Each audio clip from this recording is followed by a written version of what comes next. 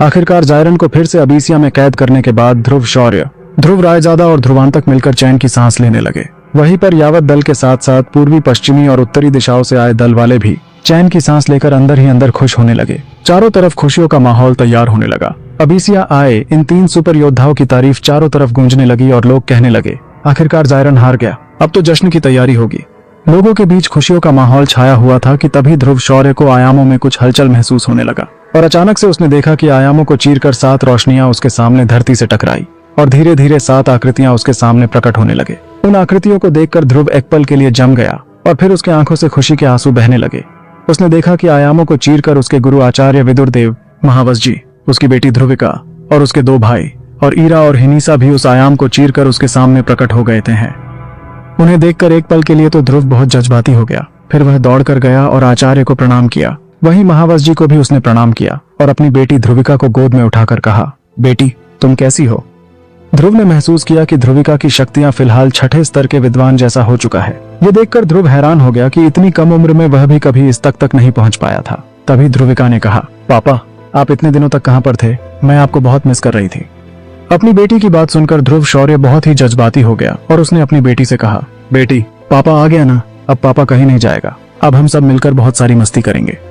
वहीं पर ध्रुव को अपनी बेटी से इस तरह से बातें करते देखकर हिनीसा और ईरा ने मुस्कुराते हुए ध्रुव से कहा, अरे बेटी मिलने के बाद हम तो मानो यहाँ पर है ही नहीं।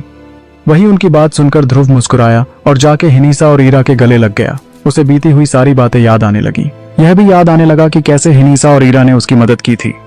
वहीं पर छोटू ने जब ध्रुव शौर्य को अपने परिवार के साथ मिलते हुए देखा तो वह अंदर ही अंदर बहुत खुश हुआ, लेकिन फिर वह निंजा की तरफ देखकर थोड़ी सी मायूसी के साथ बोला, निंजा ध्रुव भाई का परिवार तो आ गया है, लेकिन मेरे परिवार वालों का क्या?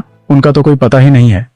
तभी छोटू को पीछे से किसी की आवाज सुनाई दी, अरे तुम तो रायजादा परिवार के शान हो, तुमने जायरन को हरा दिया और पूरे प्लूटोनियम में रायजादा परिवार का नाम गर्व से रोशन कर दिया, और हम लोग नहीं आएंगे ऐसा भी कभी हो सकता है क्या? ये बात सुनकर जब छोटू ने पीछे देखा तो वो बड़ा ही खुश हुआ, क्योंकि पीछे उसके पिताजी, उसके दादाजी और उसके बहन वहां पर आ चुके थे। उन्हें देखकर छोटू भी जज्बाती हो गया और सबसे पहले उसने अपने दादाजी के पैर छुए, फिर अपने पिता के पैर छूने के बाद उसके गले लग गया और बोला, पापा मैं आपको बहुत मिस कर रहा था। आखिरकार मैंने जायरन को हरा दिया और हमारे प्लेनेट पर जायरन नाम का खतरा हमेशा के लिए टल गया। वहीं महावस जी और आचार्य विदुरदेव ध्रुव शौर्य के पास आए और उससे कहने लगे, ध्रुव खतरा अभी पूरी तरह से टला नहीं है। जायरन हारा जरूर है, लेकिन अभी भी बहुत सारे अंधेरे के गुलाम छुपे हुए हैं और वे इस कोशिश में लगे रहेंगे कि दोबारा से कैसे जायरन को आजाद कर पाए। हम इस बात पर कोई भी लापरवाही नहीं दिखा सकते हैं और हमें तैयार रहना होगा। अपनी वर्तमान शक्तियों के साथ तुम तीनों मिलकर भले ही जायरन को कैद करने में सक्षम हो, लेकिन तुम्हें उसे खत्म करने का कोई तरीका ढूंढना होगा ताकि हमेशा हमेशा के लिए जायरन नाम का खतरा इस ब्रह्मांड से मिट जाए। वही ध्रुव शौर्य ने आचार्य से कहा, आचार्य आखिर हम कैसे जायरन को पूरी तरह से खत्म कर पाएंगे? ध्रुव की बात सुनकर विदुरदेव ने ध्रुव से कहा, मुझे कुछ प्राचीन पुस्तकों से यह जानकारी मिली है कि जायरन को मारने के लिए शक्तिदेव स्तर काफी नहीं है। ध्रुव शक्तिदेव का भी 3 स्तर होता है। पहला स्तर जो कि तुम हो वह शुरुआती शक्तिदेव स्तर है, उसके बाद आता है पूर्वज शक्तिदेव और अंत में महाशक्तिदेव स्तर। हालांकि मार्कस में शक्तिदेव से ऊपरी किसी भी योद्धा का आज तक कोई जिक्र नहीं हुआ है, लेकिन इन पुस्तकों में मुझे कुछ सुराग मिला है जिसके जरिए एक शक्तिदेव अपने स्तर को और भी आगे ले जा सकता है। वही तारिश देव ने भी यह कोशिश किया था कि वह शक्तिदेव का ऊपरी स्तर तक पहुंच पाए, हालांकि वह असफल रहा। मार्कस में शक्तिदेव बनने के बाद शक्तिदेव योद्धा इसलिए मार्कस छोड़ के चले गए क्योंकि उन्हें तलाश थी शक्तिदेव के अगले स्तर यानी पूर्वज शक्तिदेव और महाशक्तिदेव बनने की विधि। वही दूर प्लेनेट ओसाइरिस में एक योद्धा अपने सिंहासन पर बैठा था और अचानक उसके गले का लॉकेट टूट गया। टूटने के बाद उस लॉकेट से एक काली रोशनी निकली और वह रोशनी कहने लगी, ओसाइरन मेरे बेटे, मुझे फिर से कैद कर लिया गया। हालांकि मैंने हमेशा मेरी जंग से तुम्हें दूर रखा है, लेकिन इस बार मैं फिर से हार गया और अब तुम ही मेरी आखिरी उम्मीद हो। तुम्हें वापस से मुझे आजाद करना पड़ेगा, साथ ही साथ प्रलय राज को भी तुम्हें जिंदा करना पड़ेगा। वही अपने पिता की बात सुनकर ओसाइरन अपने सिंहासन से ऊपर उठकर उनसे कहने लगा, पिताजी आप फिक्र मत कीजिए, मैं आपको आजाद करवा दूंगा। अपने बेटे की बात सुन जायरन ने उससे कहा, बेटा ये काम उतना आसान नहीं है। अगर मैं इन तीनों को हरा नहीं सकता तो तुम कैसे हरा पाओगे? तुम्हें सबसे पहले उनको हराने के लिए उनसे भी काफी ज्यादा ताकतवर होना पड़ेगा। मैंने ओसाइरिस की फोलन माउंटेन पर अपनी खास तकनीक जो कि है ब्लैक होल डेवोरिंग टेक्निक, जिसकी मदद से तुम किसी भी प्लेनेट को सोख सकते हो और उसमें प्लेनेट की सारी ऊर्जा तुम्हारे अंदर समाहित हो जाएगी। जितना जितना तुम प्लेनेट को सोखते जाओगे उतना ही तुम्हारी ताकत मेरी तरह बढ़ने लगेगी। तो सबसे पहले तुम जाकर उस तकनीक को हासिल करो और उस पर महारत हासिल करो। लेकिन काम यहीं पर खत्म नहीं होगा मेरे बेटे, तुम्हें उस तकनीक के साथ साथ कुछ ऐसा करना होगा जिससे त्रिदेव भी तुम्हें रोक नहीं सके। मैंने सुना है प्लेनेट लावेरिया में एक खास तकनीक है जिसकी मदद से तुम अपने शरीर को अमर बना सकते हो, यानी तुम्हारे ऊपर कोई भी हमला हुआ तो तुम्हारा शरीर उस हमले को झेल सकेगा। हालांकि ये तकनीक फिलहाल सिर्फ ध्रुवांतक के पास है, लेकिन अगर तुम इस तकनीक को हासिल कर पाए तो तुम्हारा शरीर भी ध्रुवांतक जैसा अमर बन जाएगा। अपनी मौजूदा शक्तियों के हिसाब से तुम प्लेनेट मार्कस के किसी भी शक्ति देव से कम नहीं हो, लेकिन शक्ति देव बनना कुछ नहीं है, तुम्हें उससे भी और ताकतवर बनना पड़ेगा, ताकि तीनों प्लेनेट के सुपर योद्धा मिलकर भी तुम्हारा कुछ नहीं बिगाड़ पाए। और एक बार अगर तुम मुझे आजाद कर पाए तो हम मिलकर इस बार उन पर कहर बरसाएंगे, सब कुछ तबाह कर देंगे, उन्हें झुकने पर मजबूर कर देंगे। चारों तरफ सिर्फ और सिर्फ तबाही होगी और अंधेरे के फौज एक बार फिर से अपना कहर बरसाएंगे। वही प्लेनेट अबिसिया में आचार्य विदुर देव ध्रुव शौरी से कहने लगे, शक्ति देव का अगला स्तर जो कि पूर्वज शक्ति देव है, उस स्तर तक पहुंचने के लिए एक तो बहुत सारी मूल शक्ति की आवश्यकता होती है। हालांकि अभी मार्कस में मूल शक्ति मिल पाना लगभग नामुमकिन है, लेकिन इस स्तर तक पहुंचने के लिए दूसरे भी कुछ तरीके हैं। अगर तुम मार्कस में 5 और शुरुआती शक्ति देव तैयार कर पाए तो उनकी सम्मिलित शक्तियों से तुम पंच शक्ति का आह्वान करके अपने अंदर उस शक्ति को समाहित करके पूर्वज शक्ति देव तक पहुंच सकते हो। हालांकि इससे तुम्हारा शरीर तबाह हो सकता है, यहाँ तक कि तुम्हारी आत्मा भी नष्ट हो सकती है, लेकिन अगर तुम स्तर को पार कर लेते हो तो तुम आसानी से पूर्वज शक्ति देव बन पाओगे। और एक बार अगर तुम पूर्वज शक्ति देव बन गए तो तुम्हारी शक्तियां पहले से लगभग 1000 गुना और बढ़ जाएंगी। और अगर तुम महाशक्ति देव बन पाए तब तुम जायरन को पूरी तरह से मिटा सकते हो, क्योंकि एक महाशक्ति देव पूरे ब्रह्मांड को तबाह कर सकता है। लेकिन तुम्हें सबसे पहले 5 होनहार शक्ति देव तैयार करना पड़ेगा। मैंने और महावस जी ने मिलकर 4 देव गोली हासिल कर ली है। इनकी मदद से तुम 4-9 स्तर के विद्वान को शक्ति देव बना सकते हो। अगर सब कुछ ठीक ठाक रहा तो यह शुरुआती शक्ति देव बनने में काफी कारगर साबित होगी। एक बार तुम 5 शक्ति देव तैयार कर पाए तो उनकी शक्तियों की सम्मिलित ताकत से तुम पूर्वज शक्ति देव बन जाना और अपनी शक्ति देव की सेना के साथ तुम जायरन को हमेशा हमेशा के लिए खत्म कर देना। आचार्य विदुर की बात सुनकर ध्रुव ने अपना सर हिलाया और अंदर ही अंदर वो ये बात महसूस करने लगा कि अगर वो इसमें सफल होता है तो जायरन का खतरा हमेशा हमेशा के लिए टल जाएगा। लेकिन कौन होंगे वे 5 शक्ति देव जिन्हें ध्रुव खुद तैयार करेगा? जानने के लिए सुनते रहिए सुपर योद्धा सीजन 3 सिर्फ पॉकेट फायर पर।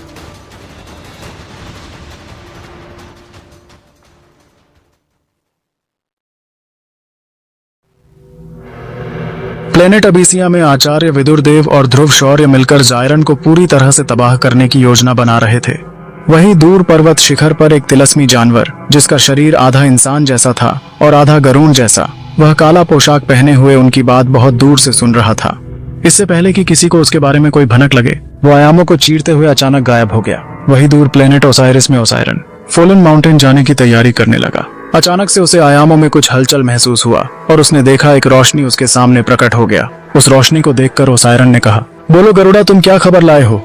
तभी वह काला पोशाक पहना हुआ तिलस्मी जानवर जो कि आधा इंसान और आधा गरुड़ जैसा था, जिसका नाम था गरुड़ा, उसने कहा, मालिक, मैंने उनकी योजना को सुन लिया है। वे लोग आपके पिताजी को हमेशा के लिए खत्म करने की योजना बना रहे हैं, जिनमें उनके पास फिलहाल 4 देव गोली है और वह 5 शक्ति देव की एक टोली बनाने वाले हैं, जिनकी मदद से ध्रुव शौर्य खुद पूर्वज शक्ति देव बन जाएगा और शायद महाशक्ति देव बनने का भी प्रयास करेगा। और इसमें अगर वह सफल हो जाता है तब वह जायरन को हमेशा के लिए खत्म करने के लिए अपनी पूरी ताकत लगा देगा। हालांकि वह 5 शक्ति देव का चुनाव अभी तक नहीं कर पाया है, लेकिन बहुत जल्द ही वह मार्कस में से किसी विद्वान को चुनकर अपना शिष्य बनाएगा और उनको शक्ति देव स्तर तक पहुंचाने की पूरी कोशिश करेगा।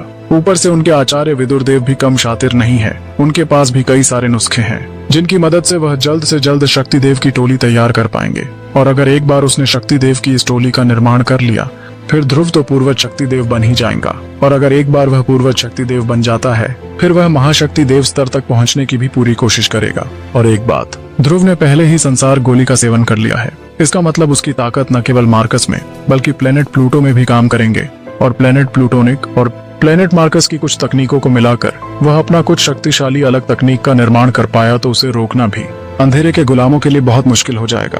और वहीं पे प्लेनेट प्लूटो के ध्रुव रायजादा के पास भी ऑन्टो पूर्वज निशान, तिलिस्मी पत्थर और प्राचीन पत्थर है, जिनकी मदद से वह भी अपने आप को और शक्तिशाली बनाता जाएगा। और अगर तीनों प्लेनेट के देव और शक्ति देव की टोली एक साथ मिलकर फिर से हम पर हमला करेंगे तो इस बार शायद हम उनका मुकाबला नहीं कर पाए। खामोश, तुम्हें उनकी तारीफ करने के लिए यहाँ नहीं बुलाया है। तुम्हें जो काम दिया गया था तुमने वह कर दिया है। अब जाओ और जनरल डाका को बुलाओ। वही ओसायरन के गुस्से को देखकर गरुड़ा तुरंत वहां से चला गया और वह जाके जनरल डाका को बुलाने लगा। कुछ ही देर में जनरल डाका अपने कुछ सिपाहियों के साथ ओसायरन के पास आए और उनसे कहा, मालिक, क्या हुक्म है? जनरल डाका को देखकर ओसायरन ने कहा, फॉलन माउंटेन जाने की तुरंत तैयारी करो। तभी जनरल डाका ने कहा, वह तो ठीक है मालिक, लेकिन आपको तो पता ही होगा कि फॉलन माउंटेन कितना खतरनाक जगह है। आज तक कोई उस माउंटेन के 100 किलोमीटर के रेंज तक नहीं जा पाया है। और बात अगर फॉलन माउंटेन के अंदर गुफाओं में जाने की हो तो शायद ही कोई है जो आज तक उन गुफाओं में पहुंच पाया है। तभी ओसायरन ने गुस्से के साथ कहा, तुम्हें जितना कहा गया है तुम उतना ही करो, मैं खुद फॉलन माउंटेन में जाऊंगा। जी मालिक, मैं तुरंत तैयारी करता हूँ, डाका ने कहा और वह वहां से चला गया और फॉलन माउंटेन जाने की तैयारी करने लगा। वही सिंहासन पर बैठा ओसाइरिस अपने एस्ट्रल रिंग से एक हरे क्रिस्टल को निकाला और उसे दोनों उंगलियों के बीच रखकर दबाकर तोड़ दिया। जैसे ही क्रिस्टल टूटा, आसमान में बिजलियां चमकने लगी और चारों तरफ काले बादल छाने लगे। वही काले बादलों के बीच से एक आयामी दरार नजर आने लगा और उस दरार से एक काला धुआं वहां से निकलने लगा और धीरे धीरे वह धुआं एक आकृति का आकार लेने लगी और वह धुआं सीधे ओसाइरिस के पास आकर बोला, क्या हुक्म है मेरे? तभी ओसाइरिस ने कहा, ड्यूक, मेरे सबसे वफादार योद्धा, वक्त आ गया है कि मैं अपने पिता के लक्ष्य कदम पर आगे चलूं। उन्होंने मुझे फॉलन माउंटेन में छिपा हुआ उनकी खास ब्लैक होल डिवोरिंग तकनीक के बारे में बताया है। इस तकनीक को मुझे हासिल करना होगा और एक बार यह तकनीक मुझे मिल गई तो मैं किसी भी प्लेनेट को सोख कर उसकी शक्तियां अपने अंदर समाहित कर सकता हूँ। जैसे जैसे मैं इन प्लेनेट को सोखता रहूंगा, मेरी शक्तियां कई गुना बढ़ती रहेगी और जैसे जैसे मैं और भी शक्तिशाली बनता जाऊंगा, मेरी सेना भी शक्तिशाली बनेगी और फिर हम मिलकर पिताजी को आजाद कर देंगे। साथ ही साथ प्रलय राज को भी जिंदा करना पड़ेगा ताकि हम अपनी पूरी सेना के साथ दोबारा जंग शुरू कर सके और इस बार जंग में हम लोग ही जीतेंगे। चाहे त्रिदेव कितनी भी कोशिश कर ले, लेकिन इस बार जीत हमारी ही होगी।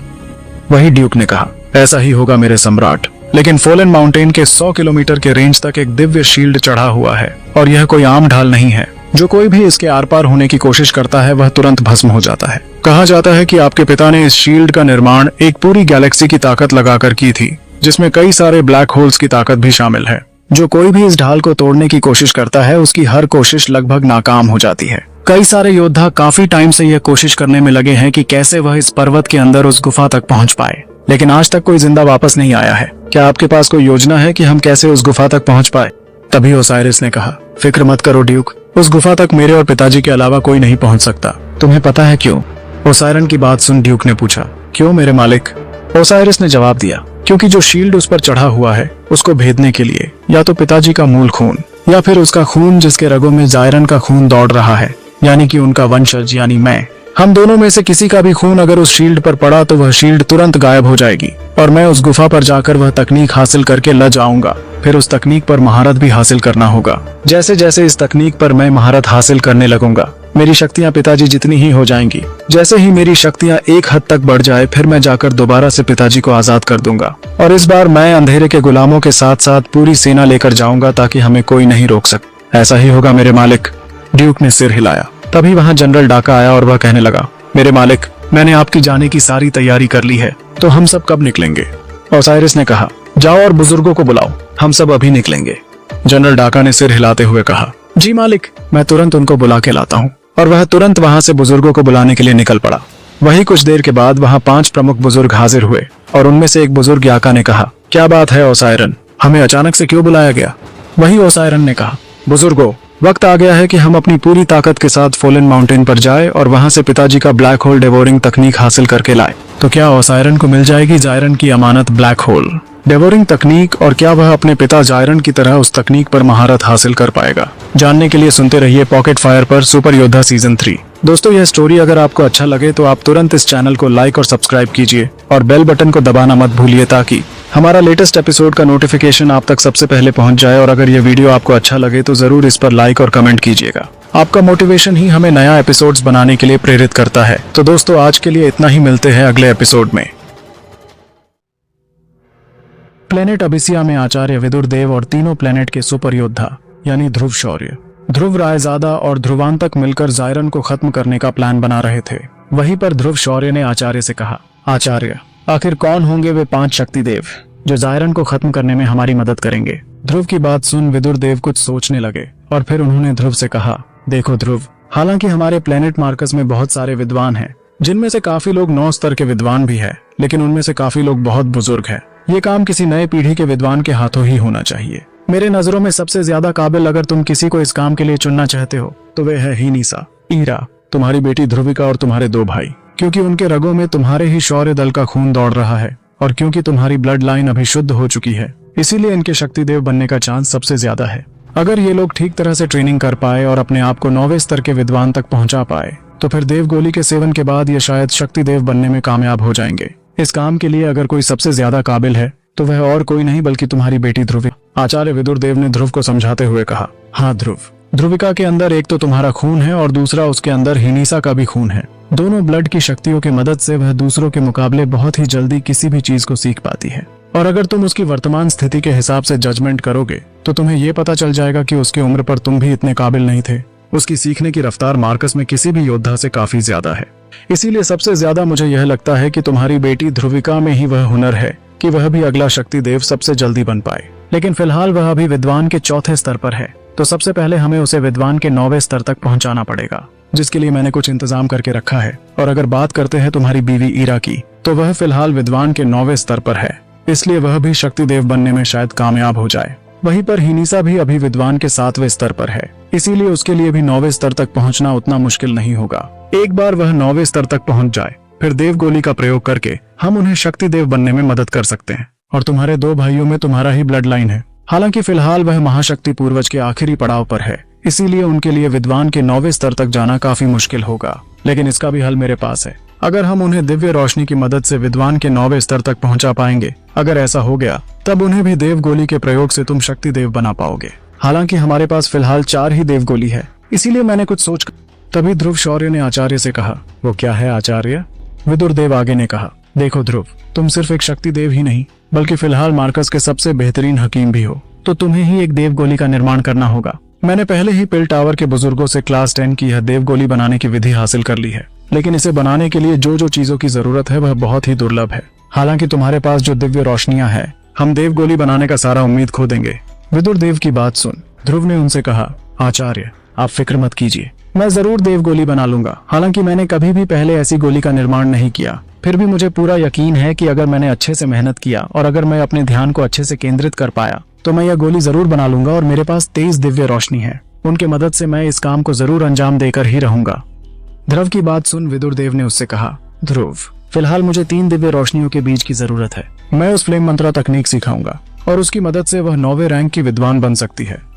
विदुर देव की बात सुन ध्रुव चिंतित हो गया और उसने कहा, आचार्य क्या मेरी बेटी 3 दिव्य रोशनियों की शक्तियों को संभाल पाएगी?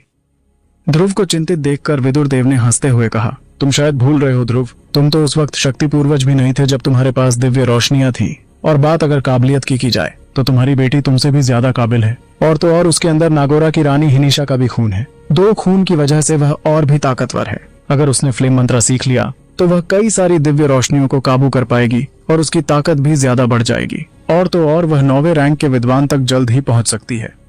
आचार्य विदुर देव की बात सुनकर ध्रुव और भी खुश हो गया। उसने तुरंत 3 दिव्य रोशनियों के बीज निकाले, जो कि थे शौर्य कमल दिव्य रोशनी का बीज, विध्वंसक दिव्य रोशनी का बीज और अपने आचार्य से मिले श्वेत कमल दिव्य रोशनी का बीज। उसको उसने अपने आचार्य को पकड़ा दिया और आचार्य से कहा, आचार्य मेरी बेटी का ख्याल रखिएगा और उसे मुझसे भी काबिल, मुझसे भी ताकतवर एक योद्धा बनाकर दिखाइएगा। तीनों दिव्य रोशनी के बीज को हासिल करने के बाद आचार्य विदुर देव ध्रुविका को लेकर धीरे धीरे वहां से मार्कस की तरफ रवाना होने लगे। तभी ध्रुव शौर्य को कुछ याद आया और उसने आचार्य से कहा, आचार्य रुकिए। ध्रुव को अचानक बुलाते देख आचार्य विदुर रुक गए और उन्होंने ध्रुव से कहा, क्या हुआ ध्रुव?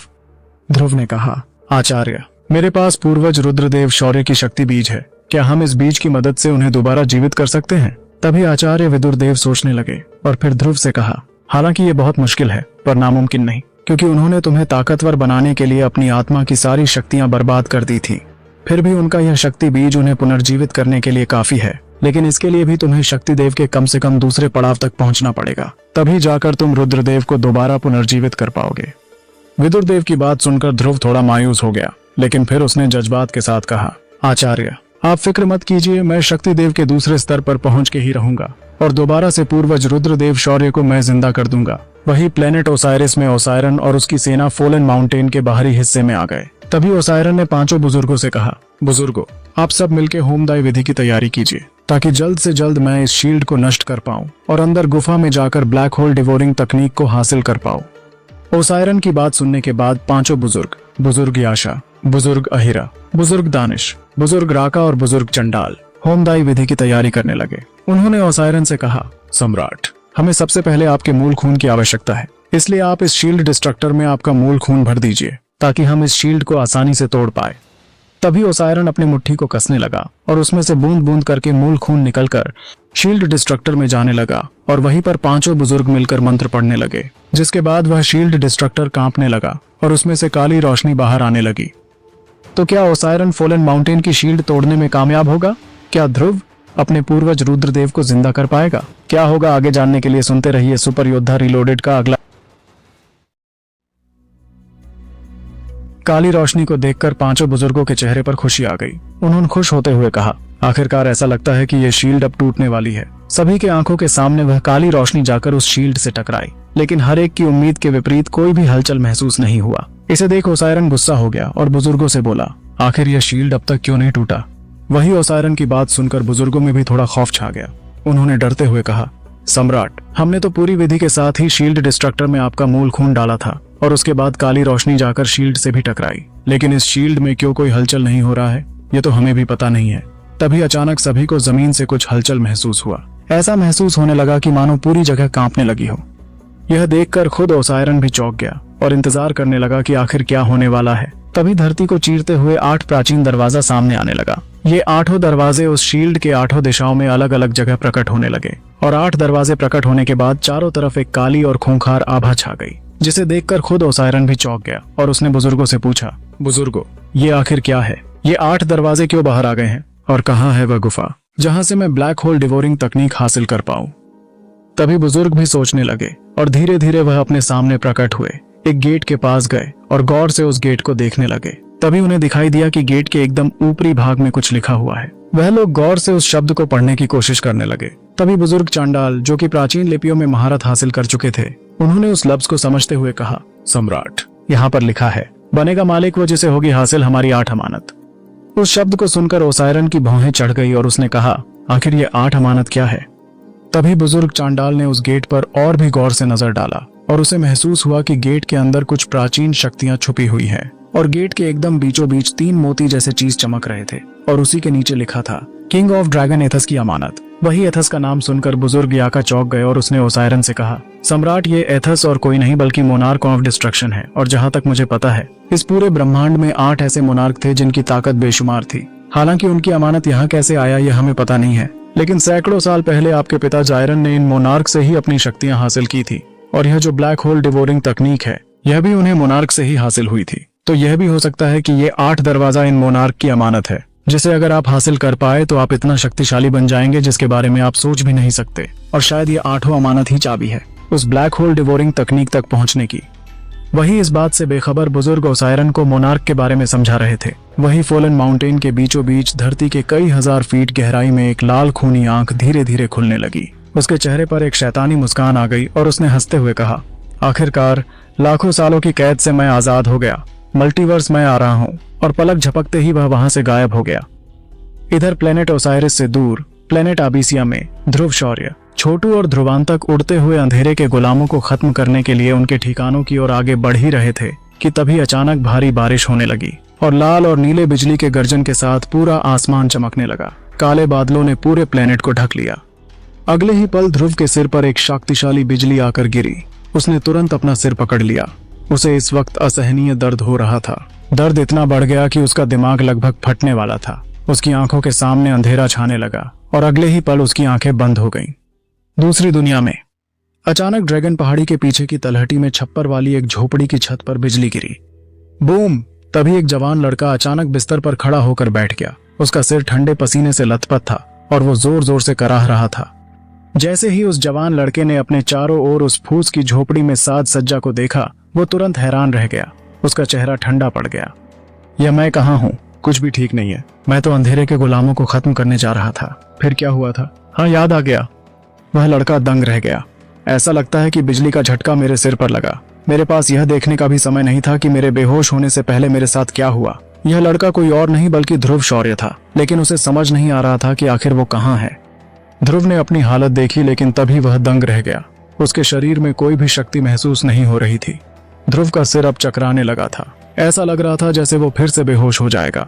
खुद को संभालते हुए उसने एक बार फिर से अपने शरीर की अच्छे से जांच की, लेकिन कुछ फर्क नहीं पड़ा। वो कितना भी देख ले, उसकी शक्तियां और शक्तिदेव का रैंक उसे कुछ भी महसूस नहीं हो रहा था।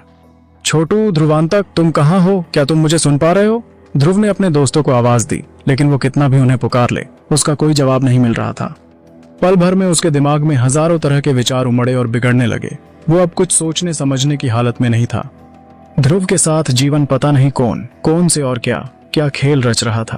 पहले तो वह टैलेंटेड था और कम उम्र में ही एकलव्य रैंक पर पहुंच गया था, लेकिन एक दिन उसकी सारी शक्ति खत्म हो गई। फिर 3 साल तक ध्रुव ने मेहनत, लेकिन फिर भी वह असफल रहा और उसकी मंगेतर लारा ने उसे धोखा दिया और उसे जलील किया। यहाँ तक कि उसने तो लगभग उसे मार ही दिया था। लेकिन फिर एक चमत्कार हुआ और उसे फिर से एक नया जीवन दान मिला। उसकी मुलाकात आचार्य विदुर देव से हुई, जिनके मदद से वह आसानी से अपनी मंगेतर से बदला ले सकता था। ध्रुव अभी भी झोपड़ी के अंदर उसी लकड़ी से बने बिस्तर पर बैठा था। उसे रह रहकर अपने दोस्तों, परिवारों और आचार्य विदुर देव की याद सता रही थी।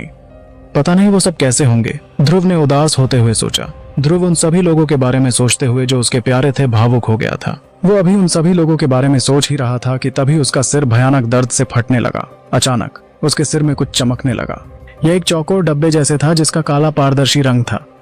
ये क्या बला है? कहीं मेरे दिमाग के अंदर अंधेरे के गुलामों की आत्मा तो नहीं घुस गई? वो यह देख दंग था, लेकिन थोड़ा डरा भी हुआ था क्योंकि उसे नहीं पता था यह चीज आखिर क्या है।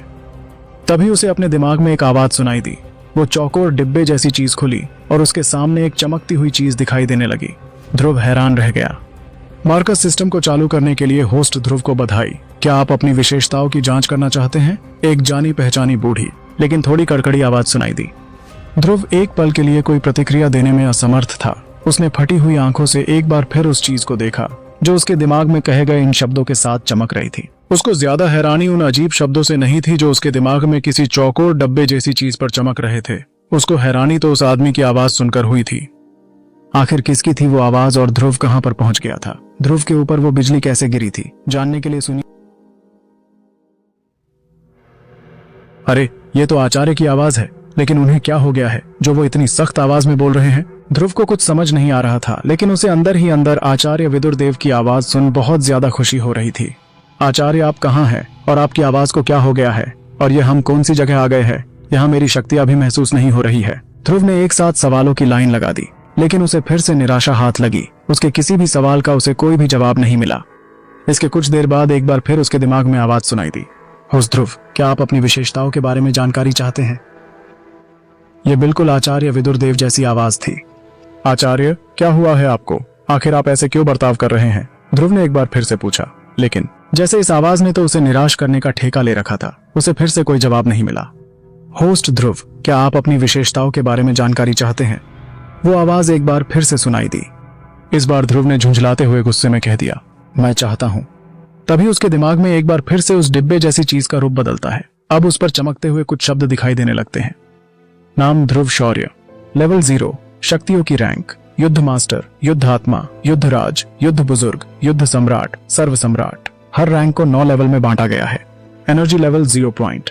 स्किल्स कुछ भी नहीं। लक मूल्य कुछ भी नहीं। चार्म मूल्य कुछ भी नहीं। स्ट्राइकिंग मूल्य 100 पॉइंट्स। ध्रुव इन शब्दों को देख उलझन में नजर आ रहा था। उलझन इस बात की नहीं थी कि वो इन शब्दों को समझ नहीं पा रहा था, बल्कि इस बात की थी वो इनका मतलब और उद्देश्य नहीं समझ पा रहा था। ध्रुव को पता नहीं, लेकिन वो किसी अजीब कारण से इन शब्दों को पढ़ और समझ सकता था। यंग मास्टर, आप उठ गए? जिस वक्त ध्रुव उस मार्कस सिस्टम का अध्ययन कर रहा था, नौकरानी की तरह कपड़े पहने एक यंग लड़की जल्दी से झोपड़ी के अंदर आई। ध्रुव को बिस्तर के किनारे बैठे देखकर वो हैरान रह गई। ओवल चेहरा, विलो पत्ती जैसी भौहें, आंखें वसंत के पानी की तरह साफ, आत्मा ऊर्जा से भरी हुई और सुनहरे अनुपात में तैयार थी, क्योंकि वो अभी भी यंग थी और अभी तक पूरी तरह से विकसित नहीं हुई थी। जब तक उसे कुछ और साल दिए जाते, वो निश्चित रूप से एक ऐसी सुंदरता होगी जो परियों को भी पछाड़ सकती थी। ध्रुव को कुछ याद नहीं आ रहा था। आखिर ये लड़की कौन है? वो उसे कैसे जानती है? वो अब उसका चेहरा घोर से देख याद करने की कोशिश करने लगा।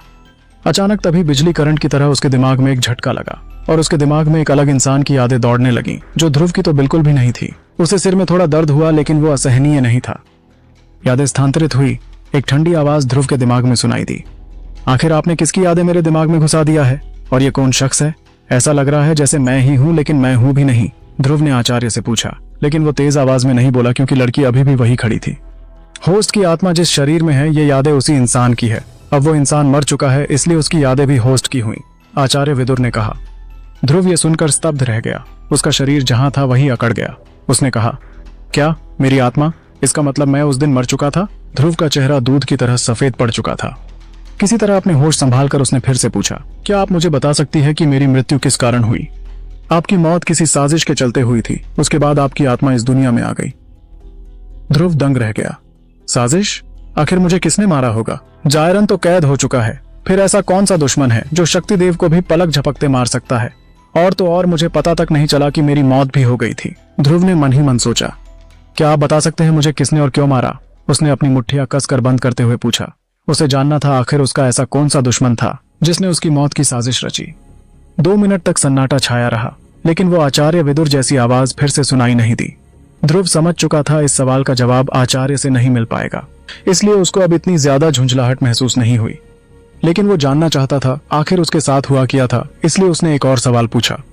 आचार्य, क्या आप मुझे बता सकते हैं कि मैं उस दुनिया में कैसे वापस जा सकता हूँ?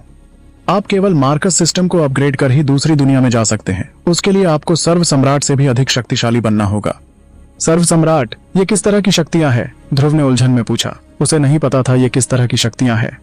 आपको जल्द ही पता लग जाएगा। मार्कस सिस्टम द्वारा आपको सूचित कर दिया जाएगा, उस सिस्टम ने कहा। सिस्टम, आप चाहे जो भी हो, मुझे आपकी आवाज मेरी आचार्य जैसी लग रही है, इसलिए क्या मैं आपको आचार्य कहकर पुकार सकता हूँ? ध्रुव सच में चाहता था कि वो काश आचार्य होते। आप जिस तरह चाहे उस तरह पुकार सकते हैं सिस्टम को, कोई आपत्ति नहीं है, सिस्टम ने कहा। ठीक है आचार्य, ध्रुव ने उत्साहित होते हुए कहा। यंग मास्टर, आप ठीक है ना? ध्रुव को काफी देर से चुपचाप बैठे देख उस नौकरानी लड़की ने पूछा। हाँ रूबी, मैं ठीक हूँ, ध्रुव ने तुरंत जवाब दिया। उसे नहीं पता था कि वो कितनी देर से सिस्टम से बातें कर रहा था। उस नौकरानी लड़की का नाम रूबी था। ध्रुव के माता पिता कई सालों से लापता होने के कारण ध्रुव ने सबसे बोलना बंद कर दिया था, इसलिए उसके दादाजी ने रूबी को गोद ले लिया ताकि उन दोनों की दोस्ती हो सके। उसके बाद वो दोनों एक साथ ही बड़े हुए। ध्रुव को ये सब उन यादों से पता चला था जो अब उसकी बन चुकी थी। ध्रुव की रक्तवाहिका निकाली जा चुकी थी, उसकी पसलियां टूट गई थी और उसे परिवार द्वारा पहाड़ की तलहटी में एक छप्पर वाली झोपड़ी में छोड़ दिया गया था। लेकिन फिर भी रूबी उसका पीछा करती थी और पूरे दिल से ध्रुव की देखभाल करती थी। इस साल अगर रूबी उसकी देखभाल के लिए नहीं होती तो ध्रुव की मृत्यु बहुत पहले ही हो चुकी होती। ध्रुव उसका बहुत आभारी था। हालांकि वो अतीत का ध्रुव नहीं था, उन यादों ने उसे बताया कि ये लड़की इस दुनिया में एकमात्र इंसान थी जिसने सच में उसके साथ अच्छा व्यवहार किया। रूबी को इस दूसरी दुनिया में उसका एकमात्र रिश्तेदार भी माना जा सकता था। इससे पहले की दुनिया में उसका एकमात्र परिवार उसके 2 भाई आचार्य विदुरदेव, हिनीसा, ईरा और ध्रुविका थी। ध्रुव को रिश्तों की अहमियत पता थी, इसलिए वो इस दुनिया में भी अपने जो भी रिश्ते हैं उनको अच्छे से निभाएगा। ध्रुव ने उसकी बात का जवाब देते हुए बस हल्के से सिर हिलाया। तभी अचानक आंगन के दरवाजे पर लात मारी गई। रूबी, तुम्हें दिया गया वक्त आज खत्म हो चुका है, देखते हैं कि अब तुम कहाँ छिपने वाली हो, एक तीखी आवाज आई। झोपड़ी के अंदर रूबी का चेहरा ठंडा हो गया और वो डर से कांपने लगी। ध्रुव की लंबी भौहें फड़क उठी, उसे आवाज जानी पहचानी लग रही थी। ये था किशोर। इस दुनिया में ध्रुव का एक बड़ा और समृद्ध परिवार था जो शौर्य परिवार के नाम से जाना जाता था। पता नहीं कैसे, लेकिन संयोग से उसकी पिछली दुनिया में भी उसके परिवार को शौर्य परिवार के नाम से जाना जाता था। किशोर इस दुनिया के शौर्य दल का ही एक हिस्सा था। हिस्सा बोलना गलत होगा, वो बस एक नौकर था। रूबी ने ध्रुव को जवाब देते हुए सिर हिलाया। छोटे मालिक ध्रुव, वो यहाँ कर्ज मांगने आए हैं। कैसा कर्ज? ध्रुव को इन चीजों के बारे में ज्यादा जानकारी नहीं थी। उसने कभी भी जीवन की परवाह नहीं की थी और रूबी ने हमेशा इसका ध्यान रखा था। हालांकि जहां तक वो जानता था, ये किशोर बेहद थरकी था। वो लंबे समय से रूबी की सुंदरता के लिए लालायित था।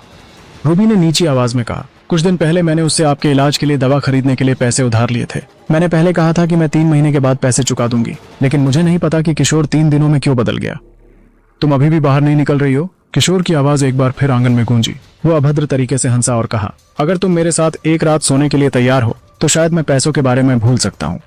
इसके कुछ देर बाद उसने फिर से कहा, रूबी, मैं तुम्हें एक मौका दे रहा हूँ, मेरी दया का ये मौका मत चूको। अतीत में जब ध्रुव एक प्रतिभाशाली लड़का था, वो तुम्हारी रक्षा कर सकता था, लेकिन अब वो कचरे का एक टुकड़ा है। कचरे का एक टुकड़ा जो शौर्य दल के लिए शर्म की बात है। पूरा शौर्य दल उसके मरने का इंतजार कर रहा है।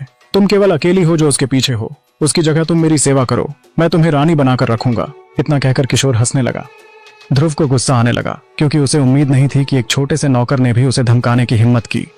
भाड़ में जाओ, ध्रुव गुस्से में बड़बड़ाया और तुरंत झोपड़ी से बाहर निकलकर कहा, किशोर, मुझे लगता है कि तुम जीने से थक गए हो। एक छोटा नौकर मेरे यानी ध्रुव के लोगों को धमकाने की हिम्मत कर रहा है।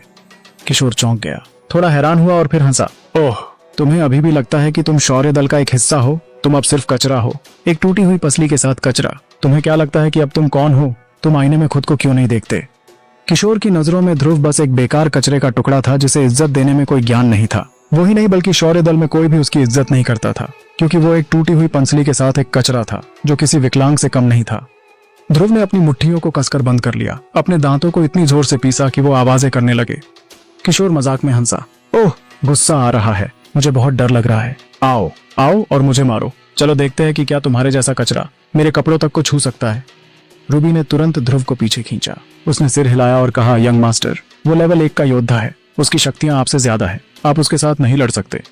अच्छा, तो लेवल 1 का योद्धा इतना घमंडी है, ध्रुव ने कहा, और यह सही भी था क्योंकि ध्रुव का लेवल 0 पर था, जिसका अर्थ था कि उसका कोई लेवल नहीं था। उसकी शक्तियां किशोर के आसपास भी नहीं थी। यही वजह था कि वो इतना घमंडी था। किशोर जोर से हंसा। क्या बात है, बच्चा डर गया? तुम आने की हिम्मत क्यों नहीं कर रहे? मैं तुम जैसे कचरे को एक हाथ से मार सकता हूँ और तुम अभी भी मेरे सामने खड़े होने की हिम्मत कर रहे हो? तुम खुद को समझते क्या हो ध्रुव? आखिर ध्रुव किस दुनिया में आ चुका था? क्या वो यहाँ से निकलने में कामयाब रहेगा? क्या ध्रुव किशोर का मुकाबला कर पाएगा? और ध्रुव को किसने किसने जान से मारा था? कहीं जायरान ने तो नहीं, या उसके बेटे ने? आखिर क्या होगा ध्रुव की इस दिलचस्प कहानी का अगला पड़ाव? जानने के लिए बने रहे हमारी इस कहानी सुपर योद्धा रिलोडेड के। केशव की बात सुन ध्रुव के तन बदन में आग लग गई। उसके अंदर गुस्से की ज्वालामुखी फूट गई। रूबी, यह पैसे वापस करने का समय है। आज या तो तुम पैसे वापस कर दो या रात में सोने के लिए मेरे साथ चलो, या फिर तुम मेरे तरीके जानती हो। बेशक मैं तुम्हें नहीं मारूंगा, मैं तुम्हारे जैसी नाजुक कलीसी सुंदरता को अपने पास रखना पसंद करूंगा, लेकिन यह कचरा ध्रुव, इसका पता नहीं। किशोर ने रूबी के नाजुक छोटे चेहरे को देखा और आगे क्या होगा सोचने के लिए छोड़ दिया। रूबी किशोर के इरादे समझ गई। अगर वो उसके साथ नहीं गई तो वो ध्रुव को जान से मार देगा। अंत में उसने एक नजर ध्रुव को देखा और एक कदम आगे बढ़ा दिया। अचानक ध्रुव ने रूबी का हाथ पकड़कर पीछे खींचा और कहा, जब तक मैं यहाँ हूँ इस दुनिया में कोई भी तुम्हें परेशान नहीं कर सकता। ध्रुव एक कदम किशोर की ओर बढ़ाने ही वाला था कि तभी उसके दिमाग में मार्कस सिस्टम की आवाज गूंजी। होस्ट, क्या आप देन स्ट्राइकिंग पॉइंट्स खर्च कर टोड स्किल खरीदना चाहते हो? ध्रुव उलझन में था। उसे कुछ समझ नहीं आ रहा था कि मार्कस सिस्टम उससे क्या कहना चाहता था, लेकिन पता नहीं क्यों उसने सिर हिला दिया। अगले ही पल अचानक ध्रुव एक अंधेरी दुनिया में पहुंच गया। उसका पैर किसी चीज के ऊपर पड़ा। उसने जब देखा, एक टोड का पेट फटा हुआ था और वो खून में लथपथ जमीन पर रेंग रहा था। होस्ट, आपको इस टोड को मारना होगा, सिस्टम ने एक दमदार आवाज में कहा। ध्रुव दंग रह गया। उसे कुछ समझ नहीं आ रहा था। पहली बात तो पता नहीं वो किस जगह था। दूसरी बात, उसे अब मेढक जैसे दिखने वाले एक जानवर को मारने के लिए कहा जा रहा था। लेकिन यह अलग बात थी, वो टोड पहले से ही मरने की कगार पर था। ध्रुव हिचकिचाया, लेकिन अगले ही पल उसने उस टोड को मार डाला। इसमें उसे कोई अतिरिक्त बल भी नहीं लगाना पड़ा। होस्ट, ध्रुव टोड के मरने पर आपको 10 एक्सपीरियंस पॉइंट्स प्राप्त हुए हैं। तभी फिर वही आवाज दोबारा आई। होस्ट ध्रुव, आपको एक टोडिंग स्किल प्राप्त हुई है, क्या आप उसे कल्टीवेट करना चाहते हैं?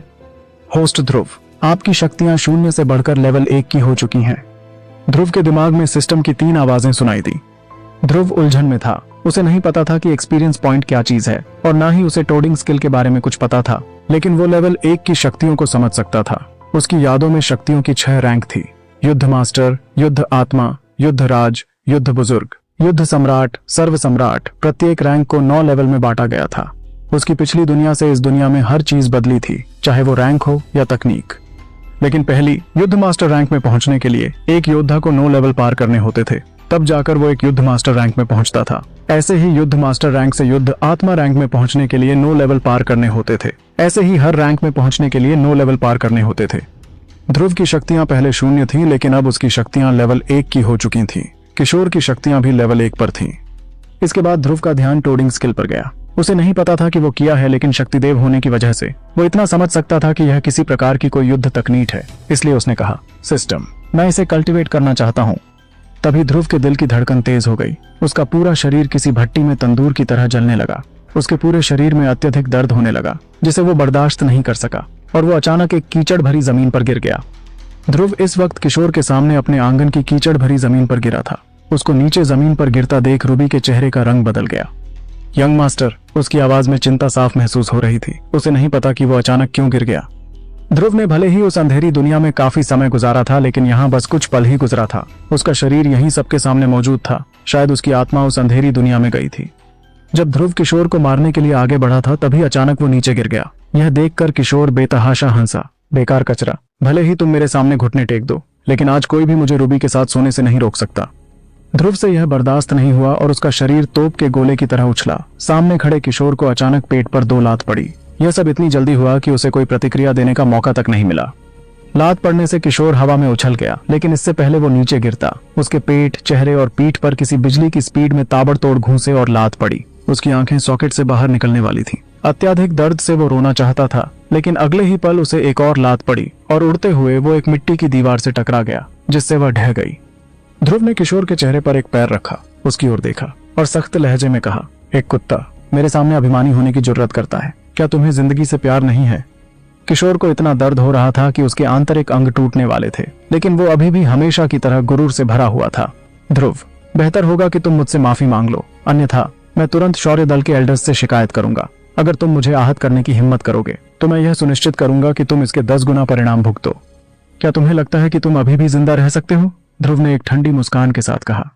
किशोर का शरीर कांप उठा और कहा, एक कचरा मुझे मारने की हिम्मत करेगा? मेरे चाचा तुम्हें जाने नहीं देंगे। जब रूबी ने सुना कि ध्रुव किशोर को मारना चाहता है तो वो तुरंत होश में आ गई और यह कहते हुए दौड़ पड़ी, यंग मास्टर, अगर वो मर गया तो वेदांत हमें जाने नहीं देगा। किशोर ने कहा, कचरे, क्या तुमने ये सुना? अगर तुम मुझे मारने की हिम्मत करते हो तो। इससे पहले कि किशोर आगे कुछ बोल पाता, ध्रुव ने अपने पैर से उसके सिर को किसी खरबूजे की तरह फोड़ दिया। ध्रुव कोई आम ध्रुव नहीं था, वो शक्तिदेव था। उसने जायरन जैसे महान शक्तिशाली अस्तित्व को हराया था। किशोर का सिर फटते ही ध्रुव के दिमाग में लगातार आवाजें गूंजने लगी। होस्ट ध्रुव, योद्धा किशोर को मारने के लिए आपको मिले हैं 100 points, 10 points energy, 10 points streaking मूल्य। होस्ट ध्रुव, 200 सिल्वर प्राप्त करने के लिए बधाई हो। होस्ट ध्रुव, बधाई हो, आपकी शक्तियां लेवल 2 पर पहुंच गई हैं। इसके अलावा आपको एक उपहार मिला है, क्या आप उसे प्राप्त करना चाहेंगे? ध्रुव थोड़ा उलझन में था। वो अब तक समझ चुका था कि टोड जैसे राक्षसों को मारने से उसे एक्सपीरियंस पॉइंट्स मिलेंगे, लेकिन उसे उम्मीद नहीं थी कि क्या वो इंसानों को मारकर भी एक्सपीरियंस पॉइंट्स प्राप्त कर सकता था। दिव्य स्किल, मैंने अभी अभी जिस टोडिंग स्किल का मैंने इस्तेमाल किया था वो शायद एक दिव्य स्किल थी। ध्रुव हैरान था। कुछ देर पहले वह बहुत गुस्से में था और किसी भी हालत में किशोर को मारना चाहता था, इसलिए उसने टोडिंग स्किल की विशेषताओं पर ध्यान नहीं दिया। इस दुनिया में स्किल्स को 4 मुख्य स्तरों में विभाजित किया गया था। पहला स्वर्ग स्तर, दूसरा पृथ्वी स्तर, तीसरा अंधेर स्तर, चौथा उज्ज्वल स्तर और इनसे भी ऊपर था दिव्य स्तर। हर एक स्तर को 10 अलग लेवल में विभाजित किया गया था। ध्रुव को मिली टोडिंग स्किल दिव्य स्तर की थी। ध्रुव मार्कस सिस्टम में दी गई जानकारी को पढ़ता है जो उसके दिमाग में एक पारदर्शी पर्दे पर चमक रही थी। टोडिंग स्किल की घातकता बहुत अधिक है। इसे 2 प्रकारों से इस्तेमाल कर सकते हैं। पहला शक्तियों का इस्तेमाल कर हमला करना, दूसरा एनर्जी पॉइंट्स का इस्तेमाल कर हमला करना। एनर्जी पॉइंट्स की मदद से हमला करने पर एक सीक्रेट हमला भी किया जा सकता है जिसका नाम गला घुटन है। ध्रुव पूरी तरह से दंग रह गया जब उसने टोडिंग स्किल के बारे में पढ़ा। वो एक दिव्य स्तर की स्किल थी जो सबसे अधिक शक्तिशाली थी। ध्रुव को अपनी पुरानी यादों से पता चला था कि एक दिव्य स्किल बहुत दुर्लभ स्किल होती थी जो शायद ही किसी सर्व साम्राज्य योद्धा पर भी मिले। अद्भुत। ध्रुव को कुछ इस मार्कस सिस्टम के बारे में जानकारी हो रही थी। इसके अलावा वर्तमान दुनिया की आधी से ज्यादा चीजों के बारे में वो पहले ही उन यादों से सीख चुका था जो इस दुनिया के ध्रुव की थी। उसे अब केवल अपनी शक्तियां बढ़ाने पर ध्यान देना था जिनकी मदद से वो अपनी पहली दुनिया में जा सकता था और अपनी मौत का बदला ले सकता था। ध्रुव ने मार्कस सिस्टम के उस पारदर्शी पर्दे को फिर से देखा जो उसके दिमाग में आंखों के सामने चमक रहा था। तभी उसका ध्यान एनर्जी पॉइंट्स पर जाता है जिनकी संख्या 0 से बढ़कर 10 पॉइंट्स हो गई थी। ऐसा लगता है कि एक इंसान मारने से मुझे 10 एनर्जी पॉइंट्स मिलेंगे। इसका मतलब जितने ज्यादा इंसान की मौत मेरे हाथों होगी उतनी ही तेजी से एनर्जी पॉइंट्स बढ़ेंगे। ध्रुव ये सोचते हुए दंग था। इसके बाद उसने मार्कस सिस्टम से कहा, आचार्य, मुझे उपहार प्राप्त करना है। तभी ध्रुव के दिमाग में एक लाल रंग की रोशनी जली और पारदर्शी पर्दा बदल गया। अब वहां एक लकड़ी का डिब्बा दिखाई देने लगा जो धीरे धीरे से खुलने लगा। उसके पूरा खुलते ही ध्रुव को सिस्टम की आवाज आने लगी। बधाई हो, आपको एक बेसिक स्वॉर्ड आर्ट मिली है। बधाई हो, आपको हकीम बनने की क्षमताएं प्राप्त हुई हैं। बधाई हो, आपको रिफाइनिंग आर्ट्स प्राप्त हुई हैं। बधाई हो, आपको एरे अंग्रेविंग टेक्निक प्राप्त हुई हैं। बधाई हो, आपको टैलिस्मैन टेक्निक प्राप्त हुई है। बधाई हो, आपको कठपुतली तकनीक प्राप्त हुई है। बधाई हो, आपको बीस्ट मास्टरी तकनीक विकसित करने का मौका मिला है। ध्रुव को उपहार के रूप में बहुत सारी तकनीकों और स्किल्स का जखीरा मिला था। ये किसी खजाने से कम नहीं था। हालांकि ज्यादातर तकनीक और स्किल्स लो लेवल की थी, लेकिन इससे ज्यादा फर्क नहीं पड़ता क्योंकि ट्रेनिंग और कल्टीवेशन से तकनीकों का लेवल बढ़ाया जा सकता था। क्या ध्रुव इस दुनिया में भी हकीम बन पाएगा बिना दिव्य रोशनी के? और क्या होगा जब शौर्य दल को किशोर के मरने की खबर मिलेगी और पता लगेगा कि ध्रुव ने उसे मारा है? क्या होगा ध्रुव के इस रोमांच से भरे सफर का अगला पड़ाव? जानने के लिए बने रहे हमारी कहानी सुपर योद्धा रीलोडेड के साथ।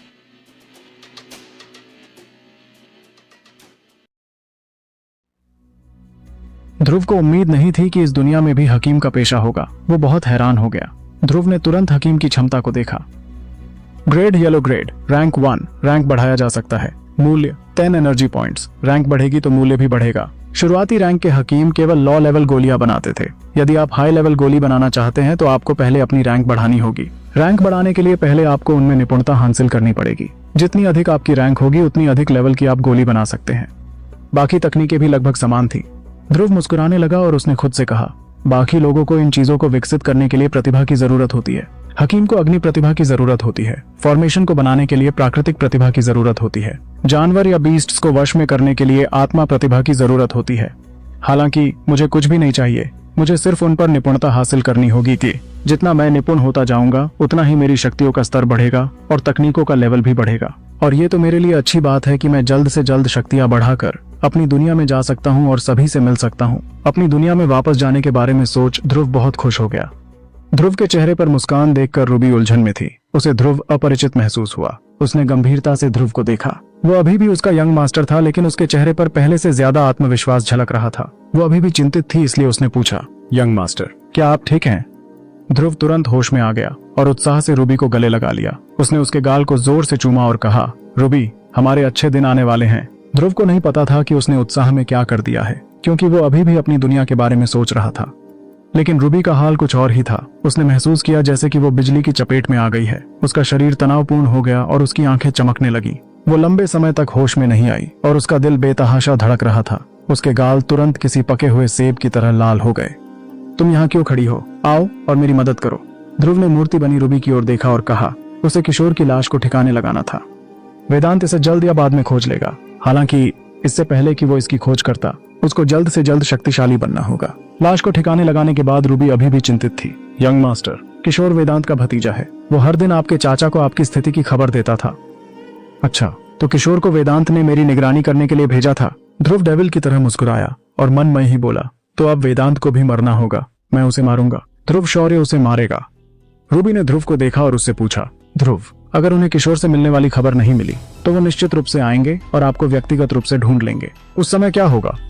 रूबी की बात सुन ध्रुव ने उसे जवाब देते हुए कहा, चिंता मत करो रूबी, हमारे पास अभी भी एक रात तैयारी करने के लिए है। रूबी, यहाँ 200 चांदी के सिक्के हैं। शहर में छिपने के लिए एक जगह ढूंढो और जब तक मैं वापस नहीं आता तब तक बाहर मत आना। ध्रुव की बात सुन रूबी को कुछ महसूस हुआ और उसने तुरंत ध्रुव के कपड़ों के कोने को पकड़ लिया और कहा, यंग मास्टर, क्या आप रूबी को पीछे छोड़ने जा रहे हैं? जब वो बोल रही थी तो उसकी आंखों में आंसू आ गए थे, जिन्हें देख पता नहीं क्यों, लेकिन ध्रुव का दिल दुख रहा था और उसने कहा, पगली, मैं तुम्हें कैसे पीछे छोड़ सकता हूँ? मैं ट्रेनिंग करने के लिए बाहर जा रहा हूँ। अधिक से अधिक 1 साल नहीं, कम से कम आधे साल। मैं निश्चित रूप से वापस आ जाऊंगा। शौर्य दल में अभी भी बहुत सी चीजें हैं जो मुझे करनी है और अभी भी ऐसे लोग हैं जो मरने के लायक है जिन्हें मुझे अभी मारना है और अभी भी कुछ लोग हैं जो मरने के लायक है। ध्रुव को न केवल अपनी शक्तियां बढ़ानी थी बल्कि उसे अपनी दुनिया में भी वापस लौटना था, लेकिन इससे पहले वो इस दुनिया के ध्रुव की जिम्मेदारियों को पूरा करेगा और इन दोनों कामों के लिए उसे शक्तियों की जरूरत थी जिन्हें इस छोटे से झोपड़े में रहकर नहीं बढ़ाया जा सकता था। ध्रुव का पूरा बड़ा और समृद्ध परिवार उसे बस मरा हुआ देखना चाहता था। वो अभी भी लेवल 2 का योद्धा था। अगर वो यहाँ रहेगा तो उसके लिए खतरा भी दिन प्रतिदिन बढ़ता जाएगा। वो शौर्य दल का उत्तराधिकारी था। ये शौर्य दल के ग्रैंड एल्डर द्वारा व्यक्तिगत रूप से दिया गया आदेश था। उसकी Divya Garuda God blood line नष्ट हो चुकी थी। उसकी पसलियां टूट गई थी। ये सब उसके साथ शौर्य दल में से किसी सदस्य ने किया था। हालांकि ध्रुव के पास कोई सबूत नहीं था, लेकिन उसे यकीन था कि ये शौर्य दल के ऊपरी सदस्यों में था। अभी उसे अपनी शक्तियां बढ़ानी थी। एक बार जब उसे पता चल जाएगा तो वो निश्चित रूप से उनसे निपटने के लिए आएगा और उन सभी की एक एक करके खातिरदारी करेगा। रूबी ने अपनी आंखों में आंसू लेकर सिर हिलाया। वो ध्रुव को रोक नहीं सकी और न ही उसके पास ऐसा करने का कोई कारण था। वो ध्रुव के साथ रहना चाहती थी, लेकिन उसे चिंता थी कि वो उसके लिए मुसीबत बन जाएगी। रूबी, मैं जरूर वापस आऊंगा, तुम चिंता मत करना, ध्रुव ने रूबी से कहा और झोपड़ी को छोड़ दिया। झोपड़ी के बाहर झमाझम बारिश भी होने लगी। रूबी ने भी उस झोपड़ी को बारिश में छोड़ दिया और पश्चिमी शहर की झुग्गियों में एक छोटा सा आंगन खरीदा और वहां छिप गई। ध्रुव ने भारी बारिश का सामना किया और शहर के पश्चिम की ओर क्लाउड मिस्ट माउंटेन रेंज की ओर बढ़ गया। इधर एक आलीशान से दिखने वाले राजकुमार के महल में महामहिम, मुझे अभी खबर मिली कि ध्रुव ने शहर के पश्चिम से फायर सिटी छोड़ दिया है और फायर ग्लास पर्वत की दिशा की ओर बढ़ रहा है। क्या आप किसी को भेजना चाहते हैं? एक बूढ़े दिखने वाले आदमी ने कहा। उस बूढ़े आदमी की बात सुन रत्न शौर्य ने अपनी भौहें उठाई। कुछ सेकंड के लिए सोचा और कहा, वो पहले से ही कचरे का एक टुकड़ा है। फायर ग्लास पर्वत में प्रवेश करना भर ही उसके लिए मौत का कारण बन जाएगा। इससे अजीत का भविष्य प्रभावित नहीं होगा। फायर ग्लास पर्वत श्रृंखला महाद्वीप की 4 महान पर्वत श्रृंखलाओं में से एक है। खतरे के स्तर को वर्जित क्षेत्र कहा जा सकता है। उस समय दुष्ट राक्षसों ने फायर ग्लास पर्वत श्रृंखला को पार किया था और कई बार फायर ग्लास राजवंश पर आक्रमण किया था, लेकिन वो सभी शौर्य दल की सेना द्वारा मारे गए थे। उनका एकमात्र अफसोस ये था कि एक निश्चित युद्ध में शौर्य दल के कुलपति राजेंद्र शौर्य दुष्ट दानव संप्रभु के साथ मारे गए थे और फायर ग्लास पर्वत श्रृंखला की गहराई में उनकी मृत्यु हो गई थी। यहाँ तक कि शौर्य दल की विरासत दिव्य गरुण स्लेयर भी इसके साथ गायब हो गई थी। दिव्य गरुण स्लेयर को शौर्य दल के पूर्वज कृष्णकांत शौर्य ने दिव्य गरुण गॉड को मारने के बाद बनाया था। इसे बनाने के लिए दिव्य गरुण गॉड के ब्लड एसेंस का उपयोग किया गया था। यह एक सर्वोच्च कलाकृति थी और शौर्य दल का सबसे महत्वपूर्ण खजाना था। यह प्रत्येक दिव्य गरुण स्पिरिट योद्धा का दिव्य हथियार भी था और दिव्य गरुण स्पिरिट योद्धा का प्रतीक भी था। भले ही कई हजारों साल बीत चुके हैं, लेकिन शौर्य दल ने दिव्य गरुण स्लेयर की खोज करना कभी नहीं छोड़ा था। हालांकि हजारों वर्षों के बाद ऐसे अनगिनत लोग थे जिन्होंने फायर ग्लास पर्वत श्रृंखला में प्रवेश किया और उनमें से बहुत कम लोग ही जीवित निकले। 1.5 दिन चलने के बाद ध्रुव आखिरकार फायर ग्लास पर्वत की तलहटी में पहुंचा। विशाल फायर ग्लास पर्वत को देखते हुए, जो धरातल से एक क्रूर जानवर की तरह था, ध्रुव ने अपनी मुट्ठी कसकर जकड़ ली और खुद से ही कहा, ध्रुव, तेरी शक्तियों को बढ़ाने का रास्ता आज यहीं से शुरू होता है। इसके तुरंत बाद ध्रुव फायर ग्लास पर्वत की गहराइयों में गायब हो गया। फायर ग्लास पर्वत श्रृंखला में डीमन बीस्ट्स की खौफनाक आवाजें गूंज रही थीं। डीमन बीस्ट्स को 9 लेवल में बांटा गया था। 9वें लेवल के ऊपर के बीस्ट को डिवाइन बीस्ट कहते थे और डिवाइन बीस्ट के ऊपर सीक्रेट बीस्ट आते थे। उनका शरीर अतुलनीय रूप से कठोर और शक्तिशाली होता था और वो पहाड़ों को चकनाचूर कर सकते थे और नदियों को 2 भागों में बांट सकते थे। पहाड़ों की गहराइयों में वो राजा थे और मनुष्य उनके लिए आक्रमणकारी या घुसपैठिए होते थे। जब भी वो किसी इंसान को देखते थे, वो बिना सोचे समझे उनका शिकार करते थे। इसी तरह यह शक्तिशाली योद्धाओं के लिए भी एक स्वर्ग था। पर्वत श्रृंखला में स्पिरिचुअल एनर्जी अधिक मात्रा में पाई जाती थी। यहाँ पर स्पिरिचुअल खजाने और स्पिरिचुअल घास भी पाई जाती थी। इसके अलावा लेवल 5 और उससे ऊपर के डिमन बीस्ट भी थे, जिनके मरने पर उनके शरीर से डिमोनिक कोर मिलता था। ये सभी बेशकीमती खजाने थे। ध्रुव पर्वत श्रृंखला की गहराइयों में पहुंच चुका था, लेकिन वो अभी भी पर्वत के बाहरी इलाके में था। उसका लक्ष्य बहुत सरल था, शक्तियों का स्तर बढ़ाना। वो इतना भी पागल नहीं था कि डिमन बीस्ट का शिकार करने के लिए पर्वत के अंदरूनी इलाकों में प्रवेश करता। इसके बजाय उसने पर्वत श्रृंखला के बाहरी इलाके में जंगली बीस्ट का शिकार किया। शिकार करने के तुरंत बाद उसको अपने दिमाग में सिस्टम की आवाजें गूंजती हुई सुनाई देने लगी। बधाई हो, आपको वाइल्ड रैबिट को मारने के लिए 10 एक्सपीरियंस पॉइंट्स मिले हैं। बधाई हो, आपको फीजन बीस्ट को मारने के लिए 10 एक्सपीरियंस पॉइंट्स मिले हैं। ध्रुव की शक्तियों का स्तर अभी भी बहुत कम था, इसलिए उसे इन छोटे बीस्ट को मारना पड़ रहा था। जिन योद्धाओं की शक्तियों का स्तर कम होता था, वो योद्धा वाइल्ड रैबिट और फिंजन बीस्ट जैसे छोटे और शाकाहारी बीस्ट को मारते थे। क्योंकि कोई भी योद्धा एक दिन में सर्व सम्राट नहीं बन सकता था, उन्हें धीरे धीरे ही अपनी शक्तियों का स्तर बढ़ाना पड़ता था। 2 दिन बीत चुके थे। बधाई हो, आपकी शक्तियों का स्तर लेवल 3 पर पहुंच गया है। ध्रुव को सिस्टम की आवाज एक बार फिर सुनाई दी। मैं अभी भी पर्याप्त मजबूत नहीं हूँ, मुझे और शक्तियां बढ़ानी होंगी। ध्रुव ने अपनी लेवल 3 की शक्तियों को देख सोचा। इसके साथ ही 3 दिन और बीत गए। बधाई हो, आपकी शक्तियों का स्तर लेवल 4 पर पहुंच गया है। नहीं, ये अभी भी पर्याप्त नहीं है, मुझे अभी भी और ताकतवर बनने की जरूरत है, ध्रुव ने खुद से कहा। 10 दिन बाद, बधाई हो, आपकी शक्तियों का स्तर लेवल 5 पर पहुंच गया है। सिस्टम की बात सुन ध्रुव ने आंखें बंद की और अपनी शक्तियों को महसूस किया। उसकी शक्तियां अब लेवल 5 पर थीं और वो अब किसी भी लेवल 4 के योद्धा को आसानी से मार सकता था। मुझे अब कुछ निम्न स्तर डिमन बीस्ट का शिकार करना चाहिए। मैं हर दिन इन खरगोशों और तीतरों को मार मार कर थक गया हूँ।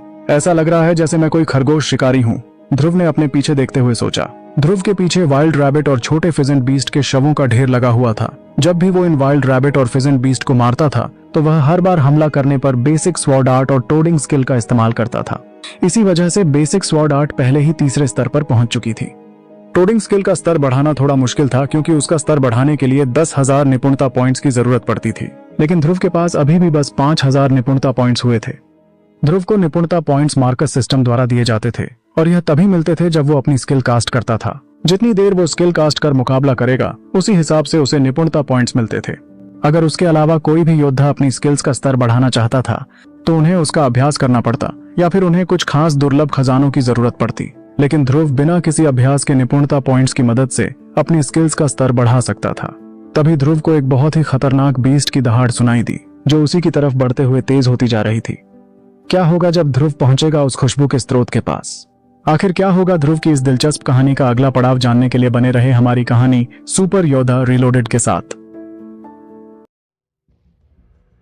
दिव्य गरुण स्लेयर को शौर्य दल के पूर्वज कृष्णकांत शौर्य ने दिव्य गरुण को मारने के बाद बनाया था। इसे बनाने के लिए दिव्य गरुण गॉड के ब्लड एसेंस का उपयोग किया गया था। ये एक सर्वोच्च कलाकृति थी और शौर्य दल का सबसे महत्वपूर्ण खजाना था। ये प्रत्येक दिव्य गरुण स्पिरिट योद्धा का दिव्य हथियार भी था और दिव्य गरुण स्पिरिट योद्धा का प्रतीक भी था। भले ही कई हजारों साल बीत चुके हैं, लेकिन शौर्य दल ने दिव्य गरुण स्लेयर की खोज करना कभी नहीं छोड़ा था। हालांकि हजारों वर्षों के बाद ऐसे अनगिनत लोग थे जिन्होंने फायर ग्लास पर्वत श्रृंखला में प्रवेश किया और उनमें से बहुत कम लोग ही जीवित निकले।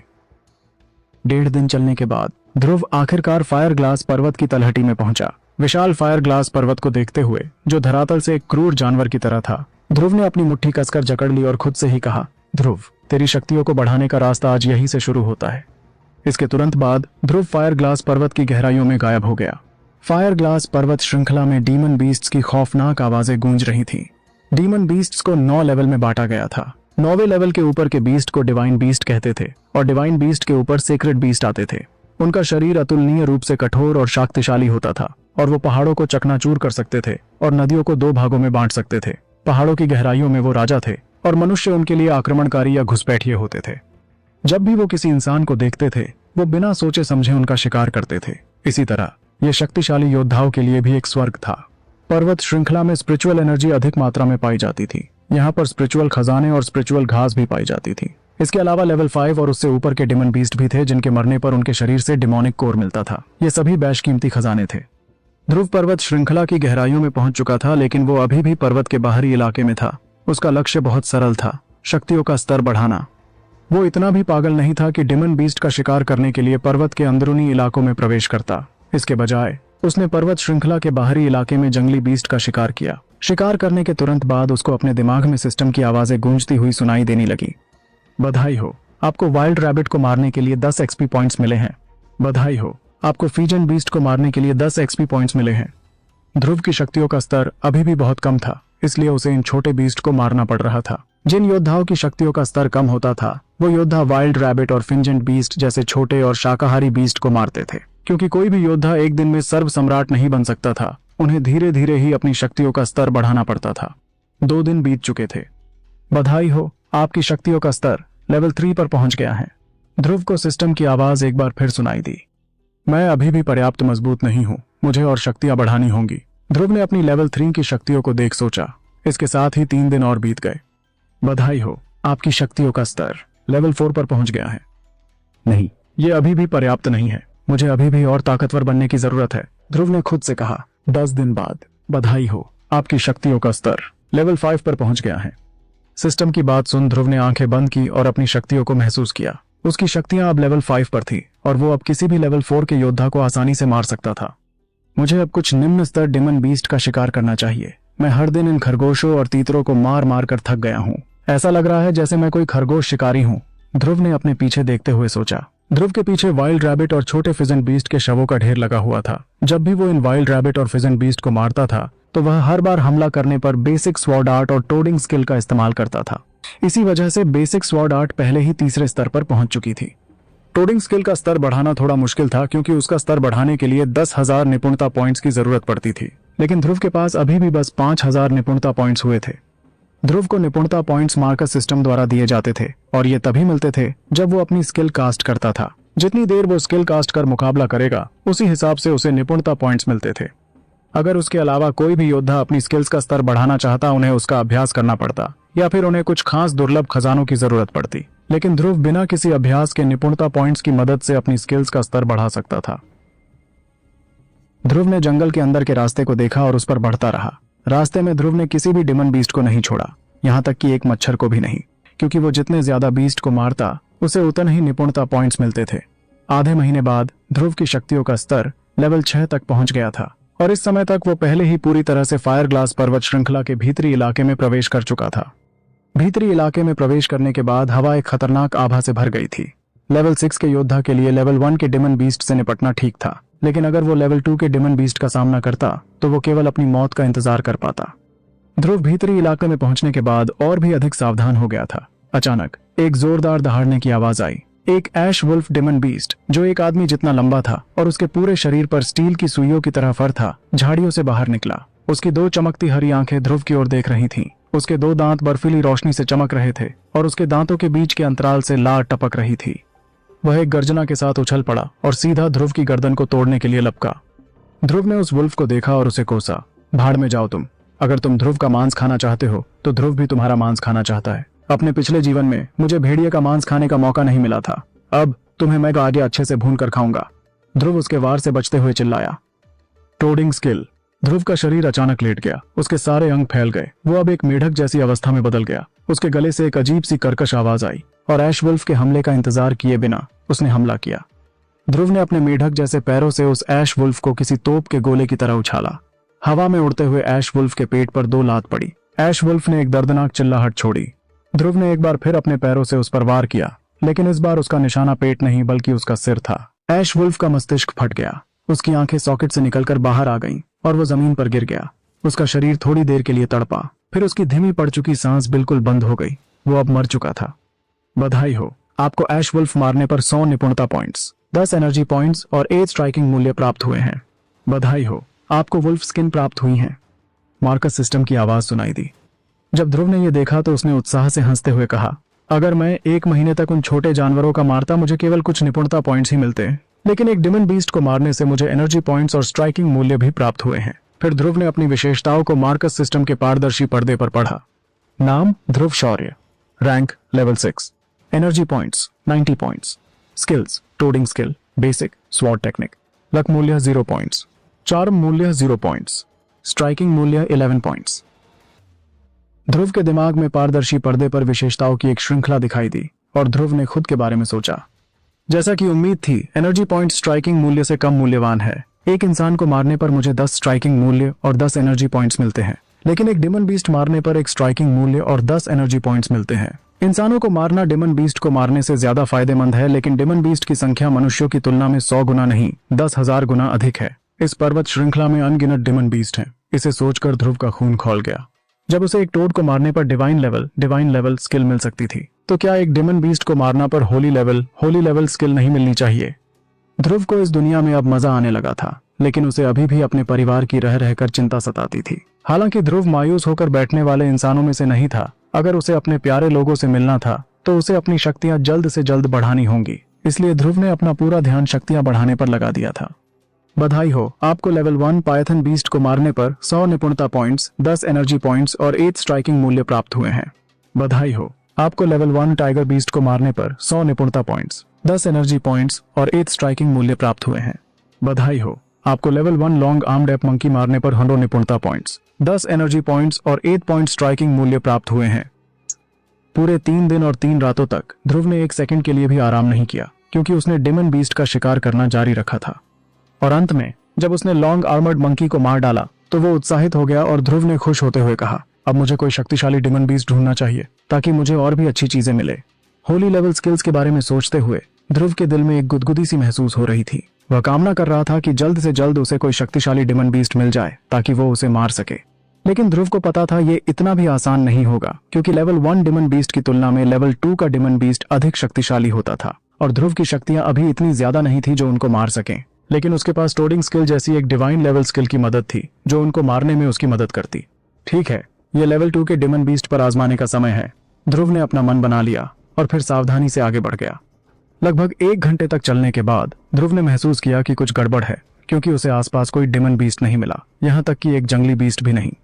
वह खामोशी कुछ डरावनी थी, शायद किसी बड़े खतरे का संकेत थी। उदास जंगल के अलावा आसमान में अंधेरा था, जिससे और भी भयानक माहौल बन गया। अचानक एक अजीब सी खुशबू पूरे इलाके में फैलने लगी, जिससे ध्रुव का दिमाग कस गया और उसने तुरंत अपने मन में सोचा, स्वर्गीय आत्मा फल। वो 2 महीने से फायर ग्लास पर्वत श्रृंखला में था, लेकिन उसे पहले कभी इतनी अजीब खुशबू नहीं आई थी। उसे पता था इतनी तेज उत्तेजक खुशबू किसी महिला के इत्र की नहीं हो सकती थी। इस अतुलनीय रूप से खतरनाक पर्वत श्रृंखला में ऐसी सुगंध के उत्सर्जित होने की केवल एक ही संभावना थी। यह स्वर्ग और पृथ्वी द्वारा पोषित एक आत्मिक फल था। इस दुनिया का ध्रुव भले ही कमजोर और शक्तिहीन था, लेकिन वो एक प्रतिभाशाली छात्र था। जब उसको लगभग किसी ने अपंग बना दिया था, तब उसने बिस्तर पर लेटे लेटे बहुत सारा ज्ञान हासिल करा, जो इस दुनिया की लगभग हर एक जड़ी बूटियों, पेड़ पौधों और डिमन बीस्ट से संबंधित था। ध्रुव की आत्मा इस दुनिया के ध्रुव के शरीर में थी, तो उसे उसकी यादों का ज्ञान का भंडार विरासत में मिल गया था, और उन्हीं यादों के ज्ञान द्वारा ध्रुव को लगभग हर एक डिमन बीस्ट, पेड़ पौधों और जड़ी बूटियों की जानकारी और उनकी विशेषताओं के बारे में पता था। क्या सच में ये कोई आत्मिक फल था या फिर किसी महिला के इत्र की सुगंध थी? क्या होगा जब ध्रुव पहुंचेगा उस खुशबू के स्रोत के पास? आखिर क्या होगा? ध्रुव की इस दिलचस्प कहानी का अगला पड़ाव जानने के लिए बने रहे हमारी कहानी सुपर योद्धा रीलोडेड के साथ। आखिर किस बीस्ट की है वो आवाज? क्या सच में ध्रुव मर जाएगा फायर ग्लास पर्वत श्रृंखला में प्रवेश करने के साथ, या फिर वो सभी को चौंका देगा कि वो कचरा नहीं है? आखिर कौन है ये रत्न शौर्य जो ध्रुव के मरने का बेसब्री से इंतजार कर रहा था, और कौन है अजीत शौर्य जिसकी वो बात कर रहे थे? क्या सच में ध्रुव छोड़ देगा रूबी को, या बस उसे सांत्वना देने के लिए वो सब कहां था? आखिर क्या होगा ध्रुव की इस दिलचस्प कहानी का अगला पड़ाव? जानने के लिए बने रहे हमारी कहानी सुपर योद्धा रीलोडेड के साथ। इस दुनिया का ध्रुव भले ही कमजोर और शक्तिहीन था, लेकिन वो एक प्रतिभाशाली छात्र था। जब उसको लगभग किसी ने अपंग बना दिया था, तब उसने बिस्तर पर लेटे लेटे बहुत सारा ज्ञान हासिल करा, जो इस दुनिया की लगभग हर एक जड़ी बूटियों, पेड़ पौधों और डिमन बीस्ट से संबंधित था। ध्रुव की आत्मा इस दुनिया के ध्रुव के शरीर में थी, तो उसे उसकी यादों का ज्ञान का भंडार विरासत में मिल गया था, और उन्हीं यादों के ज्ञान द्वारा ध्रुव को लगभग हर एक डिमन बीस्ट, पेड़ पौधों और जड़ी बूटियों की जानकारी और उनकी विशेषताओं के बारे में पता था।